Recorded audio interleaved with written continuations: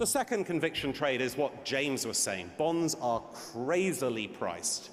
The level of bond yields at the moment is such, particularly in Europe, that the ECB is not going to be able to go through with its whole QE program, despite what Mr. Draghi says, because it's destroying things like life insurance companies and pensions, and it's inappropriate in terms of the allocation of capital. I've gone through that one before, but what I would say is that it's likely that the ECB will not go through with its program. It's likely that interest rates are going to go up in the US, and I would say they're going to go up earlier than expected, despite the fact that the economy is not as strong as it once was.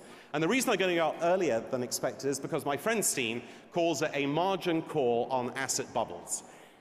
The US realizes that if it carries on with this sort of asset bubble policy, it's going to have serious consequences. And so they are going to raise interest rates, and I believe they'll raise them as early as June of this year. And around the world, interest rates will tend to go up. When there is a collapse in bond prices, which will happen, it's going to be the flash crash of all time, basically. So be very wary of bonds. I mean, after all, if I ask you to lend me £100 and I'm only going to pay you back £95, who would do that? Absolutely no one, with no running interest at all to speak of.